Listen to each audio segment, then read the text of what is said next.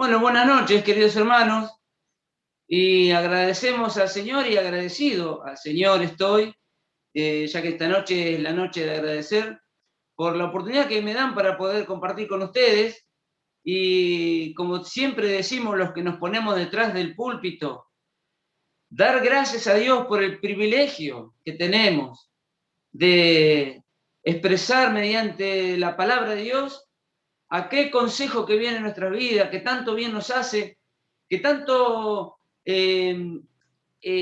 tanta instrucción que viene a nuestras vidas, y en ello vemos el amor de Dios, y en ello vemos, compartir el otro día diciendo a un grupo de hermanos que estábamos haciendo el discipulado, y hablando sobre la maravilla de Dios al dejar su palabra para la instrucción en cuanto a la verdad de Dios, la verdad que es inmutable, la verdad que es absoluta, que es verdadera, concreta, fija.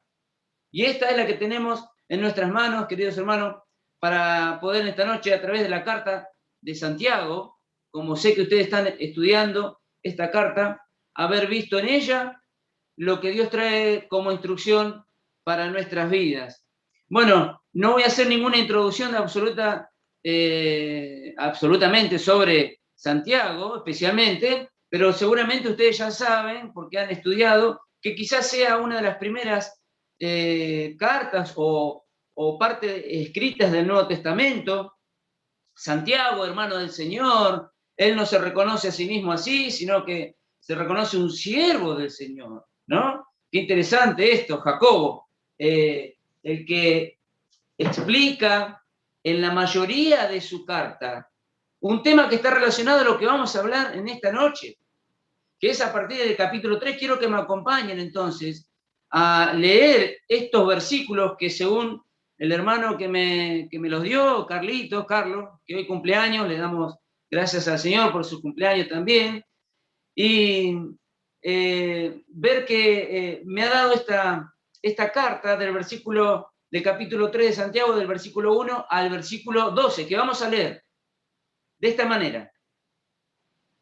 Hermanos míos, no os hagáis maestros muchos de vosotros, sabiendo que recibiremos mayor condenación, porque todos ofendemos muchas veces. Si alguno no ofende en palabra, este es varón perfecto, capaz también de refrenar todo el cuerpo. He aquí nosotros ponemos freno en la boca de los caballos para que nos obedezcan y dirigimos así todo su cuerpo. Mirad también las naves, aunque tan grandes y llevadas de impetuosos vientos, son gobernadas con un muy pequeño timón por donde el que las gobierna quiere. Versículo 5. Así también, la lengua es un miembro pequeño, pero se jacta de grandes cosas. He aquí cuán grande bosque enciende un pequeño fuego. Y la lengua es un fuego, un mundo de maldad.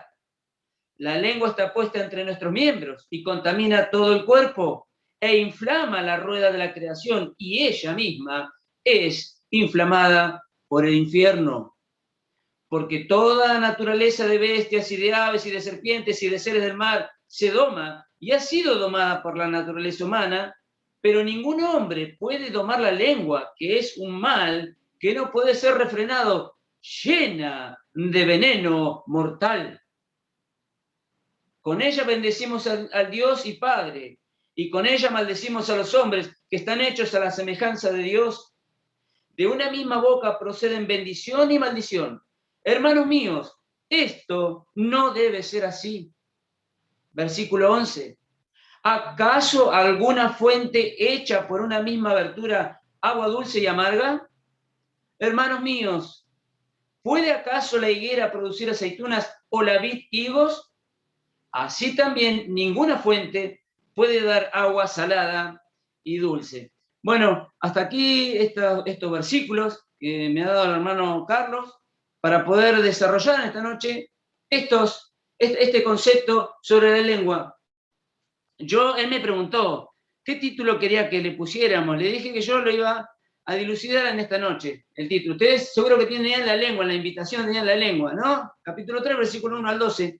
Y yo le puse un título escritural, de una frase escritural, que la saqué de aquí, de este mismo pasaje. y dice, hermanos, esto no debe ser así. Esto no debe ser así. Ahora, estamos hablando de la lengua. Función de la lengua como herramienta mecánico-sensitiva. La degustación, por ejemplo, ¿no? Mecanismo defensivo para no ingerir sustancias nocivas. Para eso está la degustación, para no ingerir sustancias nocivas. La masticación y deglución. Dice que posiciona el bolo alimenticio, la lengua dentro de la boca, para ser masticado y lo dirige a la deglución. Y una tercera función, muy importante, es la del habla. La posición de la lengua en la cavidad bucal altera el paso del aire de los pulmones y con ayuda de las cuerdas vocales se logran los distintos sonidos de las letras para formar palabras. Podemos producir más de 90 palabras por minuto y aproximadamente, según sea naturaleza humana, hombre o mujer, alrededor de 30.000 palabras por día. Imagínense, ¿no? 30.000 palabras por día. Y ya hemos hablado mucho sobre cómo hablamos los hombres, cantidad, y cuánto hablan nuestras hermanas también en cantidad. No vamos a hablar de ese tema, no vamos a entrar en detalle, porque si no ya nos vamos del tema específico. Pero bueno, ustedes ya sabrán cómo es esto del habla, de la cantidad de palabras que uno utiliza diariamente. Ahora la lengua es el instrumento del habla. El habla también es un acto individual por medio del cual una persona hace uso de una lengua para comunicarse, elaborando un mensaje según las reglas gramaticales de ese idioma o del idioma que esté utilizando. Ahora bien, Santiago, en este pasaje, no se está refiriendo a la lengua como fuente del lenguaje, lo cual es un don de Dios y agradecemos a Dios porque esto de alguna manera da calidad al ser humano, sino que está pensando en el acto corrompido del pensamiento del cual la lengua es su instrumento principal. A eso es a lo que aquí Santiago se está refiriendo. Él se propone entonces orientar a los hermanos para que asuman actitudes correctas y vivan conforme a los principios de la ética cristiana. Mira, hermano, si tu ética es cristiana, tu moral va a ser cristiana. La ética es lo que yo soy y la moral es lo que yo hago. Según sea tu ética, va a ser tu moral. Por eso, si tu ética es cristiana, y para que tu ética sea cristiana, debemos de llenarnos de la palabra de Dios, para que de esa manera todos los pensamientos que vengan a nuestra mente sean de alguna manera los que conduzcan nuestras conductas, valga la redundancia del concepto. Toda la epístola de Santiago gira alrededor del tema de la obediencia a la palabra de Dios. Y tuvo, en este sentido, mucho que decir sobre el uso y el abuso de la lengua. Ya había indicado, como ustedes lo deben haber leído y estudiado ya en su momento, que iba a tratar sobre este tema. En capítulo 1, versículo 26, ¿te recuerdan? Si alguno se cree religioso entre vosotros, pero no refrena su lengua, sino que engaña su corazón, la religión del tal es vana. Y en el versículo 19 dice, todo hombre sea pronto para oír, tardo para hablar. ¿No? Bueno, hay otros versículos diseminados en toda la carta referidos justamente al tema del hablar. Ahora, alguien dijo que a un bebé le lleva alrededor de aproximadamente 2 años aprender a hablar. Pero a esa misma persona le lleva alrededor de 50 años aprender a tener la boca cerrada. Miren, hermano, yo tengo 58 años. Ya me pasé de 8 años de estos 50, pero todavía tengo que aprender a cerrar la boca, imagínense, ¿no? Así que esa es la cantidad de años que dicen algunos que es lo que uno aprende o se debe aprender a cerrar la boca. Por cierto, y esto es muy importante y muy interesante que lo sepamos, porque esto es una realidad, Dios tiene todo registrado, Él escucha nuestras conversaciones constantemente y siempre. Dios ha oído todo lo que usted y yo hemos dicho. Entonces, una realidad, podemos intuir de esto que acabamos de decir, cuando sabemos que nosotros cuando oramos a Dios, Él nos escucha. Pero claro, ahí le estamos hablando a Él, pero cuando hablamos entre nosotros y según lo que hablemos, Dios también está escuchando todo lo que decimos. Así que a estar atentos, mis queridos hermanos, sobre este tema. No voy a desarrollar, simplemente si tienen para anotar, anoten allí 5 factores para no cometer errores con la lengua. Es para anotarlo nada más. Ustedes lo van a saber desglosar. El primer punto, ¿a quién hablamos? ¿A quién nos dirigimos cuando hablamos? ¿De quién hablamos cuando hablamos con aquel con quien hablamos? En tercer lugar, ¿cómo hablamos? La forma en la que nos expresamos. En cuarto lugar, ¿en qué momento hablamos? Y en quinto lugar, ¿dónde hablamos? Les voy a contar una anécdota muy cortita. Yo era recién entrado a la Marina y ya tenía mi puesto de trabajo y, bueno, ya estaba acá en Bahía Blanca, ¿no? Y nos habían dicho muchas cosas en cuanto a la instrucción militar respecto de qué hablar fuera del ámbito militar, qué cosas y dónde hablar. Justamente parte de lo que acabo de decir, ¿no? En dónde hablamos, con quién hablamos, en qué momento hablamos. Y nos habían dicho de que había muchas cosas que tienen que ver con, de alguna manera, decir, no el secreto, sino la reserva que tendríamos que tener en cuanto a hablar cosas fuera del ámbito militar sobre temas de trabajo, por ejemplo. Iba en el colectivo con un compañero mío.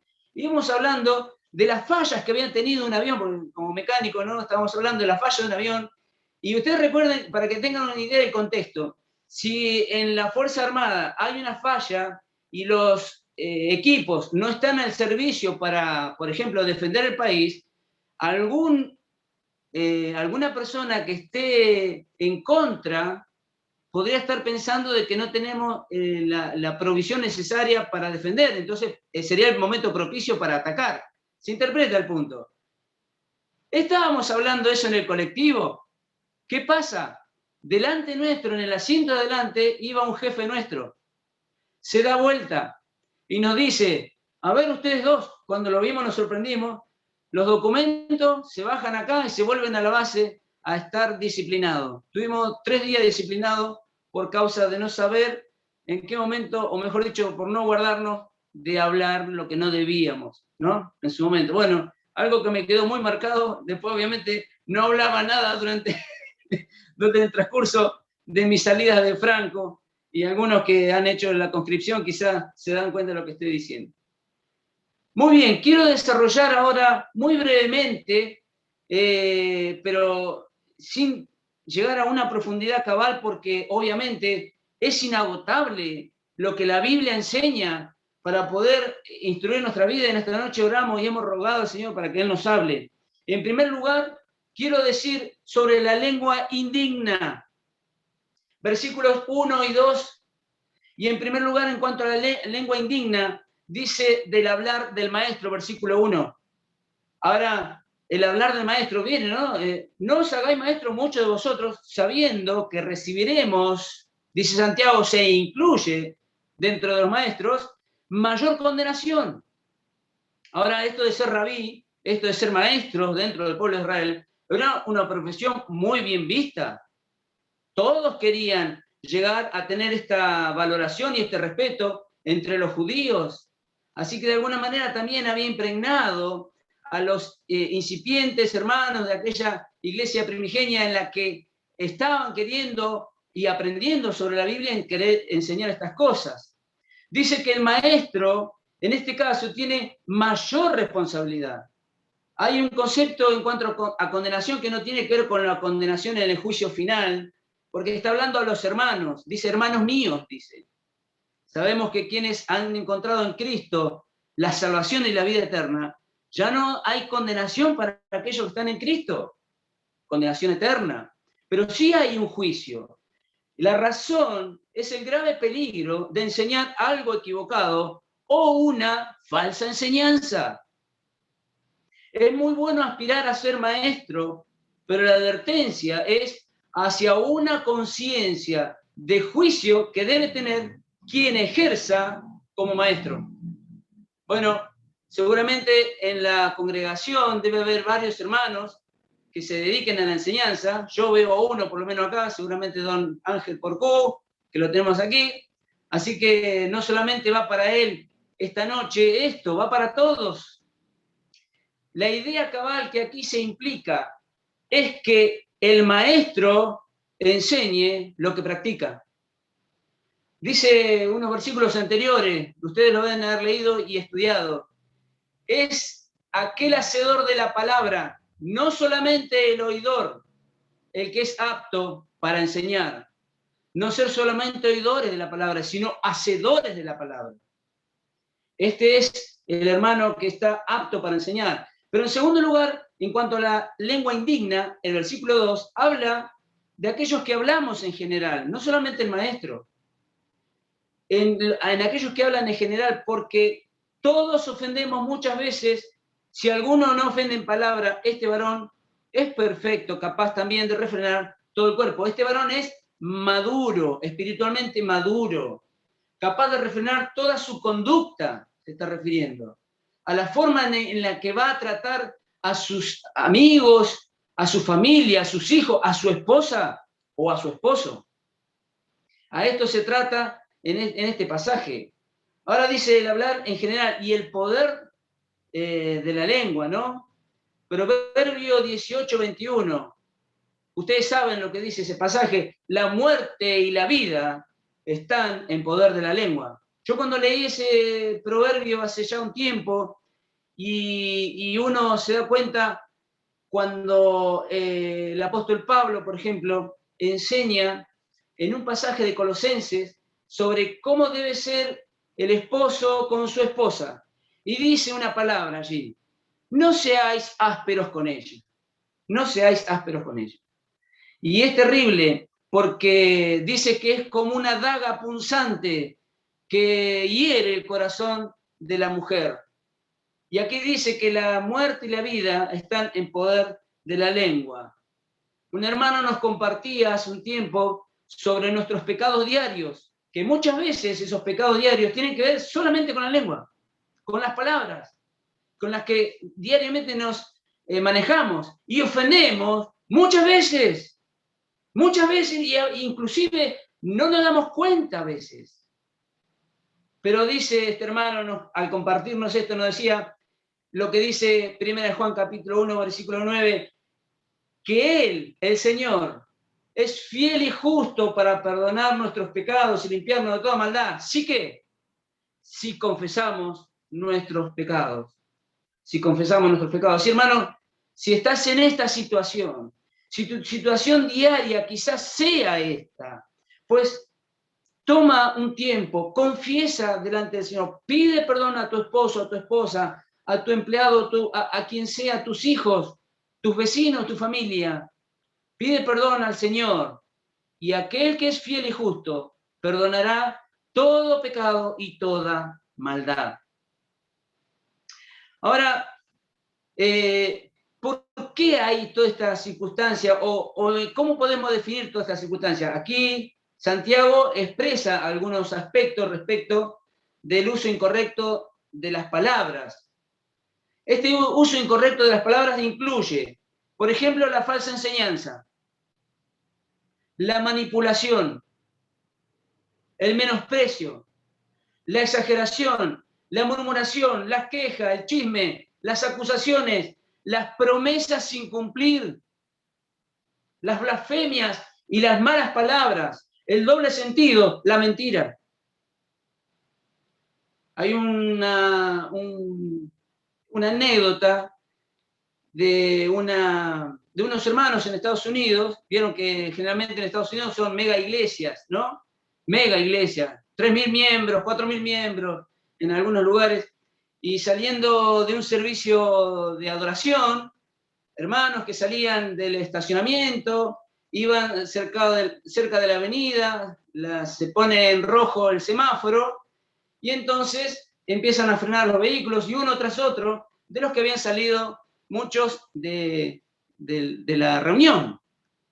Y uno de los autos decía en la parte de atrás, no sé si en la luneta o en el baúl, la tapa del baúl, si eres un hijo de Dios, toca tu bocina. Entonces el que venía atrás, que era un hijo de Dios, empezó a tocar la bocina. Dicen que no saben, porque se tuvieron que tapar los oídos, con las palabras que este hombre se bajó para increpar al que estaba atrás tocándole tanto la bocina, y era que justamente lo que era esto, ¿no? Pero este dice que con improperios e insultos se bajó para increpar al hermano que venía atrás, ¿no es cierto? Cuando se dio cuenta que era el hermano, bueno, imagínense ustedes, ¿no? Pero es así como nos ocurre muchas veces. Todo esto es ofensa, porque en las muchas palabras no falta el pecado, dice Proverbios 10:19, pero el varón maduro es quien refrena todo su cuerpo. En los versículos 3 y 4 tenemos alguna ilustración respecto de la jactancia de la lengua, como en esta ilustración del freno al caballo y del timón de un barco, ¿no? En cuanto al dominio que tiene la lengua sobre grandes cosas. Versículos 3 y 4 dice, aquí nosotros ponemos freno en la boca de los caballos para que nos obedezcan y dirigimos así todo su cuerpo. Un animal brioso, fuerte, potente, con un freno es llevado donde se quiere. Y las naves, dice, tan grandes y llevadas por impetuosos vientos, para dar una imagen de lo tremendo y potente que es el timón que dirige una embarcación de tal envergadura. Sin embargo, así es llevada por quien la gobierna, quiere. Y es verdad, bueno, es así, y aquellos que han tenido oportunidad de ver un barco se dan cuenta que es una mole inmensa, con un pequeño timón es dominado el buque o el barco. Nuestra lengua nos dirige como el freno al caballo o un barco, el timón. ¿Dónde se encuentra en realidad el control de nuestros dichos? Está implícito en este pasaje, pero yo quiero declarárselo a ustedes para que lo tengamos en cuenta. No es en realidad en la lengua en sí misma, sino en el corazón, de cuya abundancia habla la boca, según Lucas capítulo 6, versículo 45, de la abundancia del corazón habla la boca. Por eso, hermanos, repito, llenarse de la palabra de Dios, llenarse de lo que para que hablemos, con cánticos, con himnos y aspectos espirituales de nuestra expresión, para que podamos juntos llenarnos y nuestra ética sea cristiana y nuestra conducta sea cristiana. Y podemos de esta manera hacer cartas leídas por aquellos que miran nuestra vida y aquellos, obviamente, cuando compartamos o cuando compartimos de aquello que hemos recibido, lo glorioso en nuestra vida, la salvación por la obra preciosa de Cristo, poder alcanzarles también a ellos como alguien alguna vez lo hizo con nosotros y nos trajo aquel mensaje de paz, de bendición, porque sus palabras fueron dulces, porque sus palabras fueron las palabras que necesitábamos, fueron las palabras adecuadas y las palabras que solamente salen de aquellos que son guiados por el Espíritu de Dios para alcanzar salvación. Así que entonces tenemos en primer lugar la lengua indigna. Versículos 5 al 6. La lengua infernal. Estos son los subtítulos que le he puesto, ¿no? La lengua infernal. Hermanos, esto no debe ser así. Un incendio tiene generalmente un inicio pequeño, un incendio muy pequeño. Así que se nos dice que, en este caso, que el tremendo poder destructivo de la lengua es comparado con esto mismo. Y que esta inflamación viene del propio infierno. Ahora, ninguno de nosotros hemos conocido el infierno. Tenemos una idea aproximada por lo que la Biblia nos enseña, pero yo creo que muchas veces hemos tenido una idea mucho más cabal y presente al escuchar palabras que nos han sido de herida o aquellas que nosotros hemos dicho y saber que vienen propuestas por el infierno. Es posible que Santiago estuviera pensando en el Proverbio 26, 20 al 21. Dice, sin leña se apaga el fuego, y donde no hay chismoso, cesa la contienda. El carbón para las brasas y la leña para el fuego, pero el hombre rencilloso para la contienda. Es tremendo este poder destructivo. Un pequeño incendio, una pequeña llamita en un bosque. Hemos tenido en los años anteriores, inclusive en nuestro propio país, y allí en el Neuquén, esa zona de Bariloche, lo que implicó cuando un bosque empieza a incendiarse. Y animales muertos, destruido el bosque, material de las personas, inclusive algunas personas que han fallecido a causa de la inhalación del humo, de lo que implicó un incendio. Esparce una atmósfera malsana, rebaja la moral y destruye el carácter. Un incendio encendido con la lengua.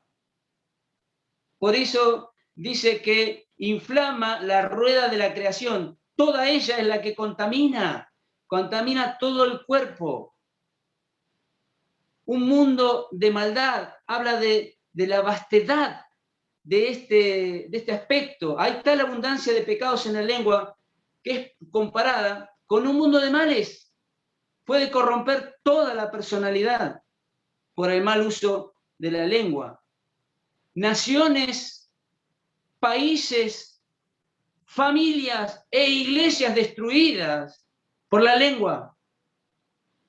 No voy a contar ahora detalles, pero hemos visto iglesias cerradas con candado, cerrada, porque ha habido un mal entendido entre hermanos que terminó en un desastre. Los ancianos por un lado, y comenzando, hermanos, a hablar mal de los ancianos, sin ir a los aspectos que la Biblia enseña de cómo se debe ir a conversar o a tratar un tema de una ofensa de un anciano, quizá. Mal hecho, mal tratado el tema, la iglesia destruida. Esto no debe ser así, hermanos.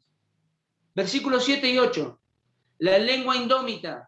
Tenemos la lengua infernal, la lengua indómita, y esto no debe ser así, hermanos. Hablando humanamente, la lengua no puede ser reprimida.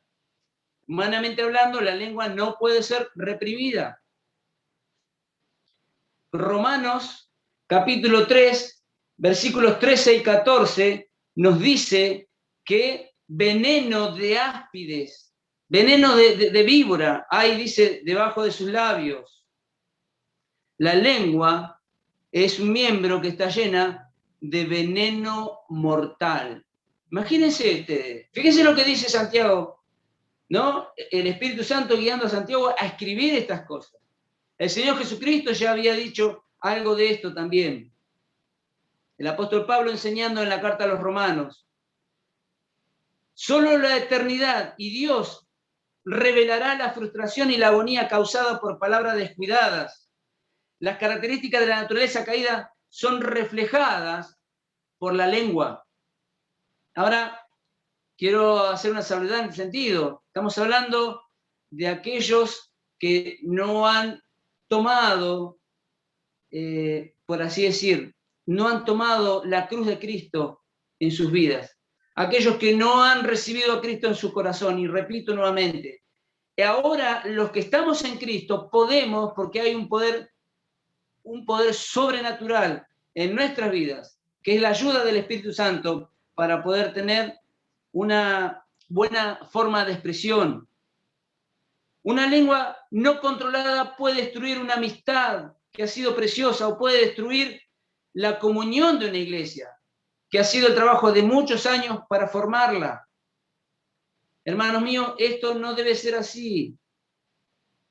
Versículos 9 y 10. La lengua inicua, irreverente, incongruente, contradictoria, ilógica. De una misma boca proceden bendición y maldición. De una misma boca proceden bendición y maldición.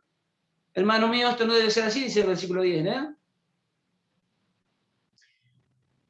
La forma más simple de incurrir en contradicciones es a través de la lengua. Es posible adorar a Dios con la lengua, pero también las personas maldecimos a los hombres con la misma lengua que hemos adorado a Dios. ¿Por qué no hay que maldecir a los hombres? No hay que maldecir a los hombres porque, como dice Santiago, son hechos a la semejanza de Dios. Dice que los emperadores romanos, como otros reyes de la antigüedad, hacían monumentos y estatuas representando su figura. Y dice que aquellos que se presentaban delante de la figura y la insultaban, tomaba represalia a aquel emperador o aquel rey sobre quien hacía tal acto y era muerto o era sentenciado a muerte, porque era de la misma forma que si estuviese insultando al emperador. De esta misma manera está expresando esto Santiago. Todos los hombres son hechos a semejanza de Dios. Por eso debemos de cuidarnos de no maldecir a los hombres. Y tenemos el ejemplo del Señor, quien cuando le injuriaban y le hacían todos actos de improperio y de aquellos actos que eran injuriosos para con él no abrió su boca con maldición. Nunca abrió su boca con maldición el Señor. Esto, hermanos, no debe ser así. Pero el título que le puse, esto no debe ser así, pero quisiera que supiéramos cómo debe ser. ¿Cómo debe ser entonces? Versículos 11 y 12. La lengua ideal. La lengua ideal. Una lengua inconfundible, inequívoca, que marca la idoneidad e integridad de aquel que la expresa. Una lengua ideal. ¿Cómo debe ser? ¿Cómo debe ser el hablar del creyente? Me voy a salir un poco de lo que es la exposición de este pasaje para tomarlo en forma temática y expresarles, hermanos, cómo debe ser la lengua ideal según la ilustración de los versículos 11 y 12. ¿Acaso puede alguna fuente echar por una misma abertura agua dulce y salada? No. Una planta de vid, ¿puede dar higos? No. ¿Una planta de higuera puede dar aceitunas? No. Entonces, ¿cómo debe ser? ¿Cómo debe ser el hablar del creyente? Pues debe ser de esta manera, inconfundible, inequívoca, idónea, íntegra, el hablar del creyente. Tenemos como para explicar o para comentar respecto de esto, tres cositas que quiero ya último dejarles a ustedes para ver de qué manera tenemos que hablar, de qué manera podemos hablar, cómo podemos hablar. En primer lugar, debemos de hablar todo el consejo de Dios. Así dice el apóstol Pablo, mejor dicho Lucas, en Hechos de los Apóstoles, haciendo el comentario histórico de lo que el apóstol Pablo hacía en su último viaje regresando a Jerusalén. Y dice que estando en Mileto manda a llamar a los hermanos de Éfeso, a los ancianos, y los reúne allí para la despedida. Y dice que él no rehuyó, no rehuí daros todo el consejo de Dios, todo el consejo de Dios. ¿Cómo es? Esto está en Hechos capítulo 20, versículo 27. ¿No? En el capítulo 20 ustedes van a tener allí todo el desarrollo de esta expresión, de esto que ha ocurrido con el apóstol Pablo. Pero los hermanos que debemos de hablar todo el consejo de Dios, siendo guiados por el Espíritu Santo, por ejemplo, si ustedes leen a partir del versículo 20 hasta el 31, capítulo 20 de Hechos de los Apóstoles, del versículo 20 al 31, usted va a ver ahí que el apóstol Pablo hace un raconto, un recuento, como que hace una especie, como vieron cuando alguien se va y le deja un recado a alguien, dice, por mucho tiempo no vuelvo, pero esto es lo que debes hacer.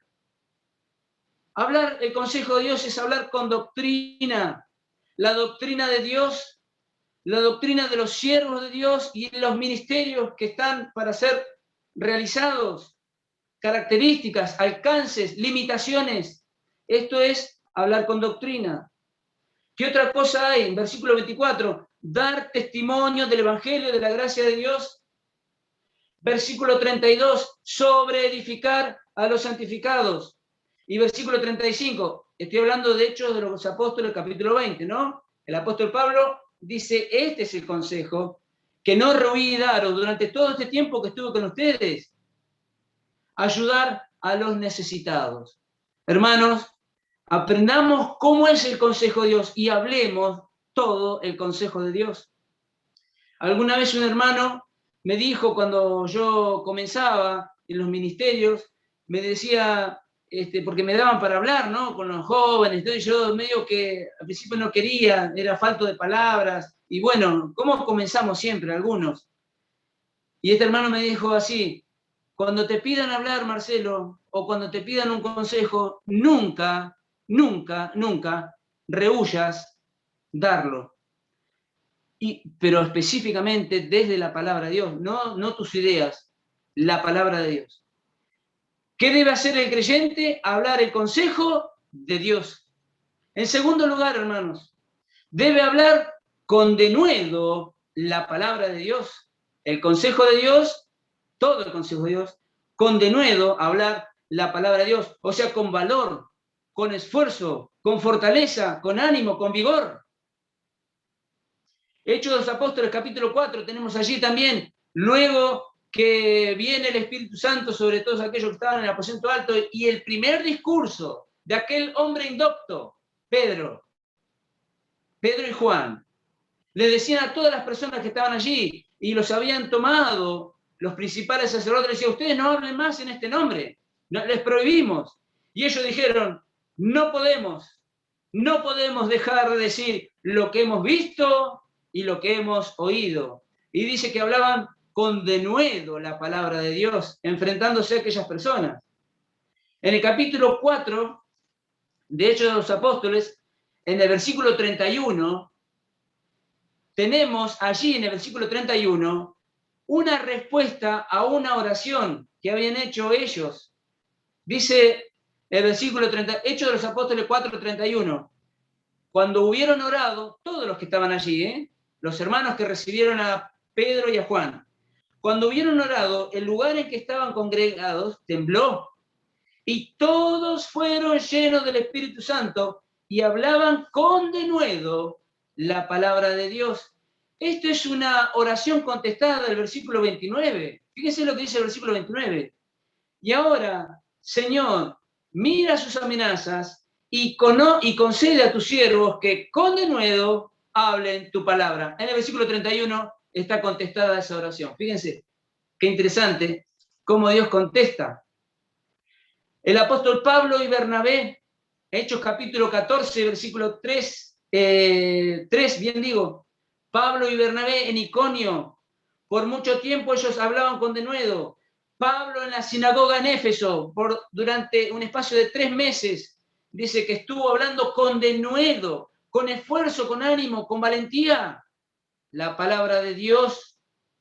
Y dice que discutía y persuadía. Discutir, dice que era lo que él hacía siempre hablando al intelecto de las personas. Y persuadir era aquellos a quienes quería convencer, influyendo en la voluntad para que aceptaran la verdad de Dios. En 1 Pedro capítulo 3 y versículo 15 tenemos, hermanos, santificad a Dios en vuestros corazones, santificad a Dios al Señor en vuestros corazones. Y presentar, dice, siempre estar preparados para presentar defensa con mansedumbre y reverencia ante todo aquel que os demande razón de la esperanza, razón de la fe, razón de la esperanza que está depositada en el Señor Jesucristo y en su regreso a buscar a su iglesia. Así que, hermanos, hablar con denuedo la palabra de Dios, hablar todo el consejo de Dios, hablar con denuedo la palabra de Dios, y en tercer lugar y último, lo que también pasó en Hechos de los Apóstoles, en el capítulo número 2 y el versículo 11. Dice que estaban allí reunidos en el aposento alto y viene sobre cada uno de los que estaban allí lenguas como de fuego repartidas en cada uno. Y dice que los que estaban allí, versículo 7, estaban atónitos y maravillados, diciendo, mirad, son Galileos, ¿no son galileos todos estos que hablan? ¿Cómo pues les oímos nosotros hablar cada uno en nuestra lengua en la que hemos nacido? Partos, medos, elamitas, los que habitamos en Mesopotamia, en Judea, en Capadocia, en Ponto, en Asia, en Frigia, en Panfilia, en Egipto y en las regiones de África, más allá de Cirene, y romanos aquí residentes, tanto judíos como prosélitos, cretenses y árabes. ¿Qué cosa? Les oímos hablar en nuestras lenguas las maravillas de Dios. Qué precioso, hermanos. Qué precioso es que podamos expresar las maravillas de Dios, que podamos hablar las maravillas de Dios que han hecho en nuestra vida un reflejo de santidad, un reflejo de salvación y un reflejo de sabiduría. Esto es lo que hace la maravilla de Dios. ¿Qué son las maravillas de Dios con las que podemos expresarle a las personas? Bueno, consuelo, por ejemplo. Consuelo, ¿cuántas veces nos hemos consolado con las maravillas de Dios, de su palabra? Cuando alguien inclusive nos ha hablado, o cuando nosotros mismos hablamos y nosotros mismos nos escuchamos, y es como un mensaje para nosotros mismos, para corazones lastimados y dolidos, el consuelo. Ánimo y aliento para corazones abatidos y desesperanzados. Estímulo para los hermanos que prosiguen a la meta, a los que persiguen el premio supremo del llamamiento, dice el apóstol Pablo. Autoridad para los hermanos que predican el Evangelio. Sabiduría para los que enseñan la palabra de Dios. Santidad para ver al Señor. Y sobre todas las cosas, hermanos, salvación. Salvación para aquellos que quieren recibir la vida eterna.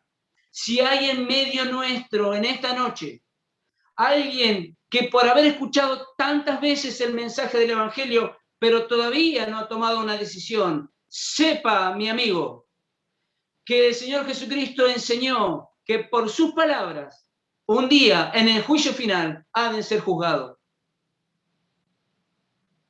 Y en esta noche queremos traerte este mensaje, que en Cristo Jesús, aquel que murió en la cruz del Calvario, no murió por cualquier cosa, vino especialmente a hacer ese acto tremendo, que esta es la maravilla de Dios, que el Señor Jesucristo haya venido por amor, el amor de Dios y el amor del Señor Jesucristo hacia la humanidad, hacia ti y hacia mí, hacia pecadores, que hablamos mal, que nos expresamos mal, que insultamos, que decimos palabras que no corresponden y nuestra conducta también es mala.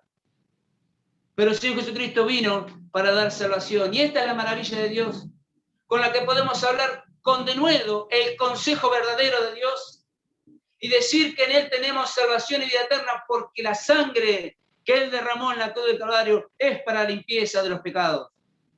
Es para la limpieza de tu conducta y de tu hablar.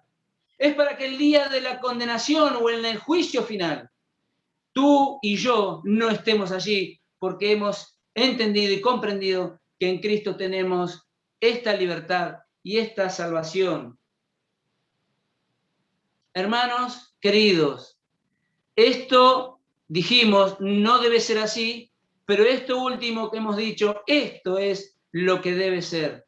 Y quisiera en esta noche, hermanos, que ustedes van a seguir estudiando la carta de Santiago, se van a encontrar en varios pasajes más, ¿no? Sobre las murmuraciones, sobre las quejas, sobre el mal pedir, sobre aquellos que dicen tener fe, pero no tienen obras. Hermanos, esto no debe ser así en nuestro medio y en medio de la iglesia en Santa Rosa, lo mismo que vamos a pedir, porque seguramente este va a ser un mensaje que daré también aquí, en la iglesia nuestra, en Villa General, en General Daniel Serri.